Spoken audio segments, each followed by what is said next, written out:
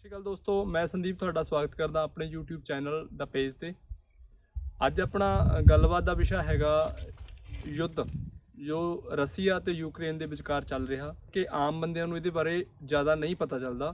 ਤੇ ਮੈਂ ਦੋਸਤੋ ਕੋਸ਼ਿਸ਼ ਕਰਾਂਗਾ ਕਿ ਤੁਹਾਨੂੰ ਬੜੇ ਸੌਖੇ ਤਰੀਕੇ ਨਾਲ, ਬੜੇ ਕੁਦਰਤੀ ਢੰਗ ਦੇ ਵਿੱਚ ਤੇ ਕੁਦਰਤੀ ਵਾਤਾਵਰਣ ਦੇ ਵਿਚਕਾਰੋਂ ਤੇ ਬੜੇ ਸੌਖੇ ਢੰਗ ਨਾਲ, ਸੌਖੀ ਸ਼ਬਦਾਵਲੀ ਰਾਹੀਂ ਤੁਹਾਨੂੰ ਇਸ ਸਮਝਾਉਣ ਦੀ ਕੋਸ਼ਿਸ਼ ਕਰਾਂਗਾ ਕਿ ਅਸਲ ਕਾਰਨ ਕੀ ਆ, ਆਖਿਰ ਯੁੱਧ ਕਿਉਂ ਹੋ ਰਿਹਾ ਤੇ ਇਹਦੇ ਪਿੱਛੇ ਰਸੀਆ ਦੀ ਜਿਹੜੀ ਹੈਗੀ ਆ ਕੀ ਮੰਗ ਹੈਗੀ ਆ, ਯੁੱਧ ਕਿਉਂ ਕਰ ਰਿਹਾ ਰਸੀਆ, ਉਹਦਾ ਕਾਰਨ ਕੀ ਆ, ਉਹ ਕਾਰਨ ਲੱਭਣ ਦੀ ਕੋਸ਼ਿਸ਼ ਕਰਾਂਗਾ। ਆਓ ਦੋਸਤੋ ਮੈਂ ਤੁਹਾਨੂੰ ਅੱਗੇ ਦੱਸਦਾ ਵੀ ਇਹਦਾ ਅਸਲ ਕਾਰਨ ਕੀ ਆ। ਸਭ ਤੋਂ ਪਹਿਲਾਂ ਦੋਸਤੋ ਆਪਾਂ ਨੂੰ ਇਹ ਜਾਣਨਾ ਪਊਗਾ ਕਿ ਰਸੀਆ ਤੇ ਯੂਕਰੇਨ ਜਿਹੜੇ ਹੈਗੇ ਨੇ ਦੋ ਗੁਆਂਢੀ ਦੇਸ਼ ਨੇ। ਪਰ ਜੇ ਆਪਾਂ ਥੋੜਾ ਜਿਹਾ ਪਿੱਛੇ ਹਿਸਟਰੀ ਦੇ ਵਿੱਚ ਜਾਈਏ, ਇਤਿਹਾਸ ਦੀ ਗੱਲ ਕਰੀਏ ਤਾਂ 1991 ਤੋਂ ਪਹਿਲਾਂ ਇਹ ਸਾਰੇ ਇੱਕੋ ਹੀ ਯੂਨੀਅਨ ਦੇ ਮੈਂਬਰ ਸੀ। ਲਗਭਗ 15 ਮੈਂਬਰਾਂ ਦੀ ਇੱਕ ਯੂਨੀਅਨ ਸੀ ਜਿਹਨੂੰ ਸੋਵੀਅਤ ਯੂਨੀਅਨ ਕਿਹਾ ਜਾਂਦਾ ਸੀ। ਰਸੀਆ ਉਹਨਾਂ ਦੇ ਵਿੱਚੋਂ ਖੇਤਰਫਲ ਦਾ ਸਭ ਤੋਂ ਵੱਡਾ ਦੇਸ਼ ਆ ਤੇ ਅੱਜ ਵੀ ਇਹ ਦੁਨੀਆ ਦੇ ਵਿੱਚ ਖੇਤਰਫਲ ਦੇ ਪੱਖ ਤੋਂ ਵੱਡਾ ਦੇਸ਼ ਹੀ ਹੈ।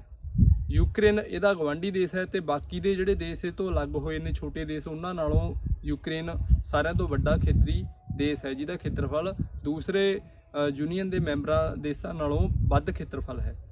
ਆਪਸ ਵਿੱਚ ਇਹਨਾਂ ਦੀ ਸਰਹੱਦ ਮਿਲਦੀ ਆ ਤੇ ਸਰਹੱਦ ਮਿਲਣ ਕਰਕੇ ਇਹ ਦੋਨਾਂ ਦੇਸ਼ਾਂ ਦੇ ਵਿੱਚ ਇੱਕ ਡੋਨਬਾਸ ਨਾਮ ਦੇ ਖੇਤਰ ਦੇ ਪਿੱਛੇ ਥੋੜੇ ਸਮੇਂ ਬਾਅਦ ਝਗੜਾ ਹੁੰਦਾ ਰਹਿੰਦਾ।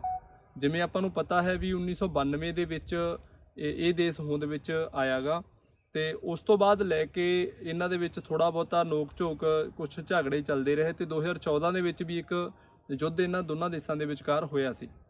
ਉਹ ਯੁੱਧ ਦੇ ਵਿੱਚ ਇਹਨਾਂ ਦੋਨਾਂ ਦੇਸ਼ਾਂ ਦੇ ਵਿੱਚ ਜੰਗ ਜਿਹੜੀ ਹੈਗੀ ਕਾਫੀ ਲੰਬਾ ਸਮਾਂ ਚੱਲਦੀ ਰਹੀ ਤੇ ਉਸ ਜੰਗ ਦੇ ਸਮੇਂ ਵੀ ਕਾਫੀ ਹਥਿਆਰਾਂ ਦੀ ਵਰਤੋਂ ਕੀਤੀ ਗਈ। ਪਰ ਜਿਵੇਂ ਆਪਾਂ ਨੂੰ ਪਤਾ ਵੀ ਅੰਤਰਰਾਸ਼ਟਰੀ ਪੱਧਰ ਤੇ ਜਿਹੜੇ ਯੁੱਧ ਹੁੰਦੇ ਨੇ ਉਹਨਾਂ ਨੂੰ ਵਿਰਾਮ ਲੱਗਦਾ ਹੁੰਦਾ ਤੇ ਵਿਰਾਮ ਲੱਗਣ ਦੇ ਪਿੱਛੇ ਕੋਈ ਕਿਸੇ ਤਰ੍ਹਾਂ ਦੀ ਸੰਧੀ ਜਾਂ ਕੋਈ ਐਗਰੀਮੈਂਟ ਉਹਦਾ ਕਾਰਨ ਬਣਦਾ। ਤੇ ਇਸੇ ਤਰ੍ਹਾਂ ਹੀ ਉਸ ਸਮੇਂ ਵੀ ਹੋਇਆ ਸੀ। 5 ਸਤੰਬਰ 2014 ਨੂੰ ਦੋਸਤੋ ਯੂਕਰੇਨ ਤੇ ਰਸ਼ੀਆ ਦੇ ਵਿਚਕਾਰ ਇਹਨਾਂ ਦੀ ਇੱਕ ਗਵਾਂਢੀ ਦੇਸ਼ ਬੇਲਾਰੂਸ ਦੇ ਵਿੱਚ, ਜਿੱਥੇ ਅੱਜ ਕੱਲ੍ਹ ਰਸੀਆ ਦੇ ਫੇਵਰ ਵਾਲੀ ਸਰਕਾਰ ਚੱਲ ਰਹੀ ਆ, ਜੇ ਆਪਾਂ ਕਹਿ ਦਈਏ ਵੀ ਉਹਦੀ ਇੱਕ ਪਪਟ ਜਾਂ ਉਹਦੀ ਕਠਪੁਤਲੀ ਸਰਕਾਰ ਆ ਜਿਹੜੀ ਰਸੀਆ ਦੇ ਹਿਸਾਬ ਨਾਲ ਹੀ ਕੰਮਕਾਰ ਕਰਦੀ ਆ। ਤੇ ਉੱਥੇ ਉਹਦੀ ਰਾਜਧਾਨੀ ਮਿੰਸਕ ਦੇ ਵਿੱਚ ਇੱਕ ਐਗਰੀਮੈਂਟ ਹੋਇਆ ਸੀ 2014 ਦੇ ਵਿੱਚ। ਉਸ ਐਗਰੀਮੈਂਟ ਤੋਂ ਬਾਅਦ ਯੂਕਰੇਨ ਦੇ ਉੱਤਰ ਪੱਛਮੀ ਖੇਤਰ ਡੋਨਬਾਸ ਦੇ ਵਿੱਚ ਹੋਣ ਵਾਲਾ ਯੁੱਧ ਜਿਹੜਾ ਹੈਗਾ ਸੀ ਉਹ ਕੁਝ ਸਮੇਂ ਲਈ ਟਲ ਗਿਆ ਸੀ। ਇਹ ਜਿਹੜਾ ਐਗਰੀਮੈਂਟ ਹੈਗਾ ਇਹਦਾ ਜਿਹੜਾ ਕਾਰਜਕਾਲ ਸੀਗਾ ਉਹ ਕਾਫੀ ਲੰਬਾ ਸੀ ਤੇ ਇਹ ਕਾਰਜਕਾਲ ਜਿਹੜਾ ਐਗਰੀਮੈਂਟ ਆ ਇਹ ਲਾਈਵ ਰਿਹਾ 2022 ਦੇ 21 ਫਰਵਰੀ ਤੱਕ। 21 ਫਰਵਰੀ 2022 ਤੋਂ ਬਾਅਦ ਇਹ ਜਿਹੜੀ ਸੰਧੀ ਸੀਗੀ ਉਹਨੂੰ ਖਾਰਜ ਕਰ ਦਿੱਤਾ ਗਿਆ ਔਰ ਰਸੀਆ ਵੱਲੋਂ ਇਹਨੂੰ ਖਾਰਜ ਕੀਤਾ ਗਿਆ ਤੇ 22 ਫਰਵਰੀ ਤੋਂ ਇਹਨਾਂ ਨੇ ਐਲਾਨ ਕਰਤਾ ਕਿ ਇਹ ਸੰਧੀ ਹੁਣ ਅੱਗੇ ਲੰਬੇ ਸਮੇਂ ਲਈ ਨਹੀਂ ਚੱਲ ਰਹੀ। ਆਖਿਰ ਇਹ ਸੰਧੀ ਕਿਉਂ ਨਹੀਂ ਅੱਗੇ ਚੱਲ ਰਹੀ, ਇਹਦੇ ਪਿੱਛੇ ਵੀ ਦੋਸਤੋ ਇੱਕ ਕਾਰਨ ਸੀ। ਜਿਹੜਾ ਡੋਨਬਾਸ ਦਾ ਖੇਤਰ ਹੈਗਾ ਉੱਥੇ ਕੁਝ ਅਲਗਾਵਵਾਦੀ ਲੋਕ ਰਹਿੰਦੇ ਨੇ। ਉਹ ਲੋਕ ਜਿਹੜੇ ਹੈਗੇ ਨੇਗੇ ਉਹ ਦੋਨਾਂ ਦੇਸ਼ਾਂ ਦੇ ਵਿਚਕਾਰ ਜਿਹੜਾ ਖੇਤਰ ਪੈਂਦਾ ਡੋਨਬਾਸ ਉਸ ਵਿੱਚ ਰਹਿੰਦੇ ਨੇ ਤੇ ਉਹਨਾਂ ਲੋਕਾਂ ਲਈ ਕੁਝ ਉਸ ਸੰਧੀ ਦੇ ਹਿਸਾਬ ਨਾਲ ਕੁਝ ਵੱਖਰੇ ਕਾਨੂੰਨ ਬਣਾਉਣ ਦੀ ਉਸ ਸਮੇਂ ਉਹਦੇ ਵਿੱਚ ਵਿਵਸਥਾ ਕੀਤੀ ਗਈ ਸੀ ਉਸ ਸੰਧੀ ਦੇ ਵਿੱਚ। ਤੇ ਉਹ ਜੋ ਵਿਵਸਥਾ ਕੀਤੀ ਗਈ ਸੀ ਉਹ ਵਿਵਸਥਾ ਜਿੰਨੀ ਦੇਰ ਕੰਮ ਕਰਦੀ ਉਨੀ ਦੇਰ ਠੀਕ ਆ। ਜਦੋਂ ਉਹ ਸੰਧੀ ਹੀ ਮਤਲਬ ਖਾਰਜ ਕਰ ਦਿੱਤੀ ਗਈ ਤਾਂ ਉਸ ਤੋਂ ਉਪਰੰਤ ਫਿਰ 24 ਜੋ ਫਰਵਰੀ ਪਿਛਲੇ ਮਹੀਨੇ ਦੀ 24 ਤਰੀਕ ਮਤਲਬ 2022 ਦੇ ਵਿੱਚ ਰਸੀਆ ਵੱਲੋਂ ਅਟੈਕ ਕਰ ਦਿੱਤਾ ਗਿਆ। ਉਹ ਜਿਵੇਂ ਆਪਾਂ ਸਾਰੇ ਭਲੀ ਭਾਂਤ ਜਾਣਦੇ ਆ ਵੀ ਉਸ ਦਿਨ ਤੋਂ ਲੈ ਕੇ ਅੱਜ ਤੱਕ 26 ਦਿਨ ਯੁੱਧ ਨੂੰ ਹੋ ਚੁੱਕੇ ਨੇ ਤੇ ਇਸ ਸਮੇਂ ਦੇ ਦੌਰਾਨ 4 ਵਾਰ ਦੀ ਦੋਨਾਂ ਮੁਲਕਾਂ ਦੇ ਵਿਚਕਾਰ ਵਾਰਤਾ ਹੋ ਚੁੱਕੀ ਆ, ਗੱਲਬਾਤ ਹੋ ਚੁੱਕੀ ਆ ਤਾਂ ਕਿ ਕੋਈ ਨਤੀਜਾ ਨਿਕਲੇ ਤੇ ਯੁੱਧ ਨੂੰ ਵਿਰਾਮ ਲੱਗ ਸਕੇ। ਪਰ ਹੁਣ 5ਵੇਂ ਦੌਰ ਦੀ ਗੱਲਬਾਤ ਲਈ ਫਿਰ ਜੋ ਯੂਕਰੇਨ ਦੇ ਰਾਸ਼ਟਰਪਤੀ ਨੇ ਵਲਾਦੀਮੀਰ ਜ਼ੇਲੈਂਸਕੀ, ਉਹਨਾਂ ਨੇ ਪੁਤਿਨ ਨੂੰ ਇਨਵੀਟੇਸ਼ਨ ਭੇਜਿਆ, ਸੱਦਾ ਭੇਜਿਆ ਗਾ ਕਿ ਮੈਂ ਤੁਹਾਡੇ ਨਾਲ ਗੱਲਬਾਤ ਕਰਨ ਲਈ ਤਿਆਰ ਹਾਂ। ਪਰ ਇਹ 4 ਵਾਰ ਦੀ ਵਾਰਤਾ ਜਾਂ ਗੱਲਬਾਤ ਬੇਨਤੀਜਾ ਰਹੀ।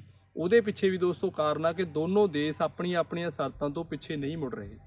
ਇਹ ਸ਼ਰਤਾਂ ਆਖਰ 'ਚ ਕੀ ਨੇ ਆਪਾਂ ਨੂੰ ਜਿਵੇਂ ਪਤਾ ਹੈ ਦੋਸਤੋ ਵੀ ਯੂਕਰੇਨ ਪਿਛਲੇ ਲੰਬੇ ਸਮੇਂ ਤੋਂ ਆਪਣੀ ਆਜ਼ਾਦੀ ਤੋਂ ਲੈ ਕੇ ਹੌਲੀ ਨਾਟੋ ਦੇਸ਼ਾਂ ਦੇ ਵੱਲ ਨੂੰ ਆਪਣਾ ਝੁਕਾਅ ਦਿਖਾ ਰਿਹਾ ਤੇ ਉਹ ਸੰਭਾਵਨਾ ਲਾਈਆਂ ਜਾ ਰਹੀਆਂ ਸੀ ਵੀ ਸ਼ਾਇਦ ਇਹ ਨਾਟੋ ਦੇਸ਼ਾਂ ਦੀ ਜਿਹੜੀ ਮੈਂਬਰਸ਼ਿਪ ਆ ਸ਼ਾਇਦ ਉਹਨੂੰ ਹਾਸਲ ਕਰ ਲੇਗਾ ਜਾਂ ਮੈਂਬਰਸ਼ਿਪ ਪ੍ਰਾਪਤ ਕਰੇਗਾ ਜਾਂ ਉਹਨਾਂ ਦਾ ਮੈਂਬਰ ਦੇਸ਼ ਬਣ ਜਾਏਗਾ। ਇਹ ਚੀਜ਼ ਰਸੀਆ ਨੂੰ ਕਦੇ ਵੀ ਮਨਜ਼ੂਰ ਨਹੀਂ ਹੈਗੀ, ਕਿਉਂਕਿ ਰਸੀਆ ਨਹੀਂ ਚਾਹੁੰਦਾ ਕਿ ਨਾਟੋ ਦੀਆਂ ਫੌਜਾਂ ਉਹਦੇ ਬਾਰਡਰ ਦੇ ਬਿਲਕੁਲ ਨਾਲ ਆ ਕੇ ਬੈਠਣ, ਉਹਦੇ ਸਿਰ ਤੇ ਆ ਕੇ ਬੈਠਣ। ਉਹ ਨਹੀਂ ਚਾਹੁੰਦਾ ਇਸ ਚੀਜ਼ ਨੂੰ, ਕਿਉਂਕਿ ਨਾਟੋ ਇੱਕ ਐਂਟੀ ਜਿਹੜਾ ਇੱਕ ਸੰਗਠਨ ਹੈਗਾ ਜਿਹੜਾ ਰਸੀਆ ਦੇ ਐਂਟੀ ਹੈਗਾ। ਇਸ ਕਰਕੇ ਉਹ ਹਮੇਸ਼ਾ ਤੋਂ ਰਸੀਆ ਜੋ ਹੈ ਉਹ ਇਸ ਚੀਜ਼ ਦੇ ਖਿਲਾਫ ਰਿਹਾ ਹੈ, ਆਪਾਂ ਨੂੰ ਸਭ ਨੂੰ ਪਤਾ ਹੀ ਹੈ। ਤੇ ਹੁਣ ਇਸ ਯੁੱਧ ਨੇ ਇੱਕ ਬਹੁਤ ਹੀ ਵਿਕਰਾਲ ਰੂਪ ਲੈ ਲਿਆ। ਜਿਵੇਂ ਆਪਾਂ ਨੂੰ ਵਿੱਚ ਯੂਕਰੇਨ ਦਾ ਕੋਈ ਵੀ ਵਧੀਆ ਜਿਹੜਾ ਸ਼ਹਿਰ ਹੈਗਾ, ਸਭ ਤੋਂ ਪਹਿਲਾਂ ਉਹਦੀ ਰਾਜਧਾਨੀ ਕੀਵ, ਫਿਰ ਬਿਲਕੁਲ ਜੋ ਰਸੀਆ ਦੇ ਬਾਰਡਰ ਦੇ ਨਾਲ ਲੱਗਦੇ ਨੇ, ਖਾਰਕੀਵ ਹੋ ਗਿਆ ਤੇ ਲਵੀਵ ਹੋ ਗਿਆ, ਮਰੀਓਪੋਲ ਹੋ ਗਿਆ, ਇਹਨਾਂ ਸ਼ਹਿਰਾਂ ਨੂੰ ਲਗਭਗ ਤਹਿਸ ਨਹਿਸ ਕਰ ਚੁੱਕਿਆ ਰਸੀਆ। ਪਰ ਫਿਰ ਵੀ ਹਾਲੇ ਤੱਕ ਯੂਕਰੇਨ ਦੇ ਫੌਜੀਆਂ ਦੀ ਬਹਾਦਰੀ ਕਰਕੇ, ਉਹਨਾਂ ਦੇ ਲੜਨ ਦੇ ਜਜ਼ਬੇ ਕਰਕੇ ਯੂਕਰੇਨ ਦੇ ਕਿਸੇ ਵੀ ਸ਼ਹਿਰ ਦੇ ਉੱਪਰ ਕੰਪਲੀਟ ਰੂਪ ਵਿੱਚ ਜਾਂ ਪੂਰਨ ਤੌਰ ਦੇ ਉੱਪਰ ਆਪਾਂ ਗੱਲ ਕਰ ਲਈਏ, ਹਾਲੇ ਤੱਕ ਰਸੀਆ ਵੱਲੋਂ ਕਿਸੇ ਵੀ ਇੱਕ ਵੀ ਸ਼ਹਿਰ ਦੇ ਉੱਪਰ ਆਪਣਾ ਕਬਜ਼ਾ ਹਾਲੇ ਤੱਕ ਜਿਹੜਾ ਹੈਗਾ ਉਹ ਸਿੱਧ ਨਹੀਂ ਕਰ ਸਕਿਆ, ਕੀਤਾ ਗਿਆ ਹਾਲੇ ਤੱਕ। ਤੇ ਇਸ ਕਰਕੇ ਜੋ ਯੂਕਰੇਨ ਹੈਗਾ ਗਾ ਉਹ ਹਲੇ ਵੀ ਬਾਕੀ ਸੰਸਾਰ ਨੂੰ ਅਲਰਟ ਕਰ ਰਿਹਾ, ਸਾਨੂੰ ਸਾਰਿਆਂ ਨੂੰ ਅਲਰਟ ਕਰ ਰਿਹਾ ਕਿ ਇਹ ਤੀਸਰੇ ਯੁੱਧ ਵੱਲ ਨੂੰ ਜਾਣ ਦੀ ਇਹਦੀ ਸੰਭਾਵਨਾ ਬਣੀ ਹੋਈ ਹੈ ਤੇ ਹੋ ਸਕਦਾ ਇਹ ਪਰਮਾਣੂ ਯੁੱਧ ਵੀ ਹੋ ਜਾਵੇ। ਦੋਸਤੋ, ਜਿਵੇਂ ਮੈਂ ਤੁਹਾਨੂੰ ਕਿਹਾ ਵੀ ਪਰਮਾਣੂ ਯੁੱਧ ਸੁਣਦੇ ਸਾਰ ਹੀ ਅਸੀਂ ਅਲਰਟ ਹੋ ਜਾਂਦੇ ਹਾਂ, ਸਾਨੂੰ ਇੱਕ ਡਰ ਪੈਦਾ ਹੋ ਜਾਂਦਾ ਹੈ। ਇਸ ਡਰ ਦੇ ਵੀ ਦੋਸਤੋ ਕਈ ਵੱਡੇ ਕਾਰਨ ਨੇ। ਜਿਵੇਂ ਆਪਾਂ ਪਿੱਛੇ ਸੁਣਿਆ ਕਿ ਤੀਜੀ ਵਰਲਡ ਵਾਰ ਦਾ ਮਤਲਬ ਹੁੰਦਾ ਇਸ ਤੋਂ ਪਹਿਲਾਂ 2 ਵਰਲਡ ਵਾਰ ਹੋ ਚੁੱਕੀਆਂ ਨੇ। ਤੇ ਪਹਿਲੀ ਵਰਲਡ ਵਾਰ ਦੇ ਵਿੱਚ ਦੋਸਤੋ ਇਹ ਦੱਸਦੇ ਹੀ ਡਰ ਲੱਗਦਾ ਹੈ ਕਿ ਲਗਭਗ 2.25 ਕਰੋੜ ਜਿਹੜੇ ਹੈਗੇ ਨੇ ਲੋਕ ਮਾਰੇ ਗਏ ਸੀਗੇ। ਤੇ ਸੈਕੰਡ ਵਰਲਡ ਵਾਰ ਉਹ ਤਾਂ ਦੋਸਤੋ ਤੁਸੀਂ ਸਾਰੇ ਜਾਣਦੇ ਹੋ ਕਿ ਉਹ ਪਰਮਾਣੂ ਹਥਿਆਰਾਂ ਦੀ ਪਹਿਲੀ ਜਿਹੜੀ ਪ੍ਰਯੋਗਸ਼ਾਲਾ, ਪਹਿਲੀ ਵਾਰ ਪਰਮਾਣੂ ਹਥਿਆਰਾਂ ਦੀ ਵਰਤੋਂ ਕੀਤੀ ਗਈ ਸੀ। ਜਾਪਾਨ ਦੇ 2 ਸ਼ਹਿਰ ਜਿਹਦੇ ਵਿੱਚ ਹੀਰੋਸ਼ੀਮਾ ਤੇ ਨਾਗਾਸਾਕੀ, ਉਹਨਾਂ ਦੇ ਉੱਪਰ ਪਰਮਾਣੂ ਬੰਬ ਛੁੱਟੇ ਗਏ ਸੀਗੇ ਤੇ ਜਿਨ੍ਹਾਂ ਦੇ ਮਾਰੂ ਪ੍ਰਭਾਵ ਹਜੇ ਤੱਕ ਵੀ ਲੋਕਾਂ ਦੇ ਦਿਮਾਗ 'ਚੋਂ ਨਹੀਂ ਗਏ। ਹਜੇ ਵੀ ਜਾਪਾਨ ਤੇ ਉਹਨਾਂ ਦੋਨੋਂ ਸ਼ਹਿਰਾਂ ਦੇ ਵਿੱਚ ਨਵੀਆਂ ਜੋ ਜਨਰੇਸ਼ਨ ਪੈਦਾ ਹੋ ਰਹੀਆਂ ਨੇ, ਨਵੀਆਂ ਪੀੜ੍ਹੀਆਂ ਜੋ ਪੈਦਾ ਹੋ ਰਹੀਆਂ ਨੇ, ਉੱਥੋਂ ਦੇ ਲੋਕਾਂ ਦੇ ਉੱਪਰ ਉਸ ਟਾਈਮ ਦੇ ਮਾਰੂ ਪ੍ਰਭਾਵਾਂ ਦਾ ਅਸਰ ਅੱਜ ਵੀ ਦੇਖਣ ਨੂੰ ਮਿਲਦਾ। ਇਸ ਕਰਕੇ ਲੋਕ ਪਰਮਾਣੂ ਬੰਬ ਦੇ ਜਾਂ ਪਰਮਾਣੂ ਹਮਲੇ ਦੇ ਨਾਮ ਨੂੰ ਸੁਣ ਕੇ ਡਰਦੇ ਨੇ। ਜੇਕਰ ਦੋਸਤੋ ਇਹ ਕਿਤੇ ਵਾਪਰ ਜਾਵੇ ਤਾਂ ਇਹ ਕਿੰਨਾ ਵਿਨਾਸ਼ਕਾਰੀ ਹੋ ਸਕਦਾ। ਤੇ ਜੇ ਤੀਜੀ ਵਰਲਡ ਵਾਰ ਦੀ ਗੱਲ ਕਰੀਏ, ਉਹਦੀਆਂ ਸੰਭਾਵਨਾਵਾਂ ਇਸ ਕਰਕੇ ਲਾਈਆਂ ਜਾ ਰਹੀਆਂ ਨੇ ਕਿਉਂਕਿ ਜੋ ਸੁਣਨ ਦੇ ਵਿੱਚ ਆਇਆ, ਜੋ ਦੇਖਣ ਦੇ ਵਿੱਚ ਆਇਆ, ਜਾਂ ਹੁਣ ਤੱਕ ਦਾ ਜੋ ਯੁੱਧ ਦਾ ਇਹ ਹਾਲ ਹੈਗਾ ਗਾ, ਉਹਦੇ ਵਿੱਚ ਇਹ ਲੱਗਦਾ ਵੀ ਯੁੱਧ ਹੌਲੀ ਹੌਲੀ ਜੋ ਹੈ ਗੁਰਿੱਲਾ ਯੁੱਧ ਨੀਤੀ ਵੱਲ ਨੂੰ ਵੱਧਦਾ ਜਾ ਰਿਹਾ। ਜਿਵੇਂ ਆਪਾਂ ਨੂੰ ਪਤਾ ਹੈ ਕਿ ਯੂਕਰੇਨ ਦੇ ਸ਼ਹਿਰਾਂ ਦੇ ਵਿੱਚ ਰਸ਼ੀਅਨ ਫੌਜਾਂ ਵੀ ਆਪਾਂ ਨੂੰ ਚੱਲਦੀਆਂ ਫਿਰਦੀਆਂ ਨਜ਼ਰ ਆਉਂਦੀਆਂ ਨੇ, ਪਰ ਹਾਲੇ ਤੱਕ ਉਹਨਾਂ ਦਾ ਕਬਜ਼ਾ ਯੂਕਰੇਨ ਦੇ ਕਿਸੇ ਸ਼ਹਿਰ ਤੇ ਨਹੀਂ ਹੋਇਆ। ਉਹਦੇ ਪਿੱਛੇ ਇੱਕ ਵੱਡਾ ਕਾਰਨ ਹੈ ਕਿ ਜਿਸ ਤਰ੍ਹਾਂ ਆਪਾਂ ਗੱਲ ਕੀਤੀ ਸੀ ਉਹਨਾਂ ਦੇ ਸ਼ਹਿਰ ਕੀਵ ਦੀ, ਉੱਥੋਂ ਦੀ ਰਾਜਧਾਨੀ ਕੀਵ ਦੀ, ਤਾਂ ਕੀਵ ਦੇ ਵਿੱਚ ਲਗਭਗ ਸਾਰੇ ਹੀ ਸ਼ਹਿਰ ਦੇ ਵਿੱਚ ਬੰਕਰ ਬਣੇ ਹੋਏ ਆ, ਜੋ ਸੋਵੀਅਤ ਯੂਨੀਅਨ ਦੇ ਸਮੇਂ ਤੋਂ ਵੀ ਕੁਝ ਬੰਕਰ ਲਾਈਵ ਨੇ। ਤੇ ਉੱਥੋਂ ਜੋ ਜਿੰਨੀ ਮੈਟਰੋ ਹੈ, ਮੈਟਰੋ ਵੀ ਅੰਡਰਗਰਾਊਂਡ ਹੈ, ਤੇ ਉੱਥੋਂ ਦੀ ਜਿਹੜੀ ਆਮ ਪਬਲਿਕ ਹੈ ਜਾਂ ਉੱਥੋਂ ਦੀ ਫੌਜ ਸੈਨਾ ਹੈ, ਉਹ ਵੀ ਆਪਣੇ ਆਪ ਨੂੰ ਮਹੀਨਿਆਂ ਵੱਧ ਤਰੀਕੇ ਨਾਲ ਉਹਨਾਂ ਬੰਕਰਾਂ ਦੇ ਵਿੱਚ, ਜਾਂ ਆਪਾਂ ਕਹਿ ਦਈਏ ਵੀ ਉਸ ਮੈਟਰੋ ਟ੍ਰੇਨ ਦੇ ਜਿਹੜੇ ਸਟੇਸ਼ਨ ਨੇ ਉਹਨਾਂ ਦੇ ਵਿੱਚ, ਅੰਡਰਗਰਾਊਂਡ ਮੈਟਰੋ ਦੇ ਜਿਹੜੇ ਸਟੇਸ਼ਨ ਨੇ ਉਹਨਾਂ ਦੇ ਵਿੱਚ ਆਪਣੇ ਆਪ ਨੂੰ ਸੇਫ ਰੱਖ ਸਕਦੀ ਹੈ। ਕਿਉਂਕਿ ਬਹੁਤ ਸਾਰੇ ਖੂਫੀਆ ਇਲਾਕੇ ਨੇ, ਰਾਸਤੇ ਨੇ ਜਿਹੜੇ ਸ਼ਹਿਰ ਤੋਂ ਬਾਹਰ ਤੱਕ ਜਾਂਦੇ ਨੇ, ਤੇ ਜਿਹੜੇ ਉੱਥੋਂ ਦੇ ਵਸਨੀਕ ਲੋਕ ਨੇ ਉਹਨਾਂ ਨੂੰ ਇਹ ਭਲੀ ਭਾਂਤ ਪਤਾ ਹੈ ਵੀ ਉਹਨਾਂ ਦੇ ਵਿੱਚ ਕਿਵੇਂ ਰਹਿਣਾ ਹੈ, ਕਿਵੇਂ ਉਹਨਾਂ ਨੇ ਦੂਸਰੀਆਂ ਫੌਜਾਂ ਤੇ ਅਟੈਕ ਕਰਨਾ ਹੈ। ਇਸ ਕਰਕੇ ਯੁੱਧ ਹੋਰ ਲੰਬਾ ਜਾਣ ਦੀ ਸੰਭਾਵਨਾ ਹੈ ਤੇ ਜਦੋਂ ਯੁੱਧ ਲੰਬਾ ਜਾਏਗਾ ਤਾਂ ਇਹਦੇ ਤੀਜੀ ਵਰਲਡ ਵਾਰ ਵੱਲ ਨੂੰ ਜਾਣ ਦੇ ਖਤਰੇ ਜ਼ਿਆਦਾ ਨੇ। ਦੋਸਤੋ, ਇੱਕ ਸ਼ੰਕਾ ਹੋਰ ਵੀ ਲਗਾਇਆ ਜਾ ਰਿਹਾ ਵੀ ਸ਼ਾਇਦ ਇਹ ਟ੍ਰੇਲਰ ਹੀ ਸੀ ਜੋ ਰਸੀਆ ਨੇ ਯੂਕਰੇਨ ਤੇ ਹਮਲਾ ਕਰਕੇ ਟਰਾਈ ਕੀਤਾ ਹੈ ਕਿ ਉਹ ਦੇਖਣਾ ਚਾਹੁੰਦਾ ਸੀ ਕਿ ਯੂਕਰੇਨ ਦੀ ਮਦਦ ਕੋਈ ਦੇਸ਼, ਨਾਟੋ ਦੇਸ਼ ਕਰੇਗਾ ਕਿ ਨਾ ਕਰੇਗਾ, ਜਾਂ ਨਾਟੋ ਯੂਕਰੇਨ ਦੇ ਉੱਪਰ ਹਮਲਾ ਹੋਣ ਤੇ ਰਸੀਆ ਦੇ ਉੱਪਰ ਅਟੈਕ ਕਰਦਾ ਕਿ ਨਹੀਂ ਕਰਦਾ। ਇਸ ਤੋਂ ਬਾਅਦ ਹੋ ਸਕਦਾ ਹੈ ਰਸੀਆ ਆਪਣੇ ਅਗਲੇ ਜਿਹੜੇ ਟਾਰਗੇਟ ਨੇ ਉਹ 2-3 ਦੇਸ਼ ਹੋਰ ਵੀ ਨੇ ਜਿਨ੍ਹਾਂ ਦੇ ਉੱਪਰ ਸ਼ੰਕੇ ਜ਼ਾਹਰ ਕੀਤੇ ਜਾਂਦੇ ਨੇ ਵੀ ਸ਼ਾਇਦ ਲਿਥੁਆਨੀਆ, ਅਸਟੋਨੀਆ ਤੇ ਲਾਤਵੀਆ, ਇਹਨਾਂ ਦੇਸ਼ਾਂ ਦੇ ਉੱਪਰ ਅਗਲਾ ਟਾਰਗੇਟ ਰਸੀਆ ਦਾ ਹੋ ਸਕਦਾ ਹੈ। ਦੋਸਤੋ, ਇਹ ਜੋ ਯੁੱਧ ਹੁੰਦੇ ਨੇ ਇਹਦੇ ਵਿੱਚੋਂ ਆਪਾਂ ਨੂੰ ਪਤਾ ਹੈ ਵੀ ਕਿਸੇ ਨੇ ਕੁਝ ਪ੍ਰਾਪਤ ਨਹੀਂ ਕਰਨਾ ਹੁੰਦਾ।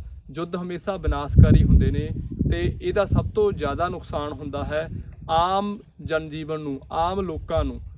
ਆਮ ਜਨਤਾ ਜਿਨ੍ਹਾਂ ਦੇ ਲੜਨ ਦੇ ਦੌਰਾਨ ਰਿਸ਼ਤੇ ਨਾਤੇ, ਦੋਸਤ ਮਿੱਤਰ, ਭੈਣ ਭਰਾ ਸਭ ਚਲੇ ਜਾਂਦੇ ਹਨ।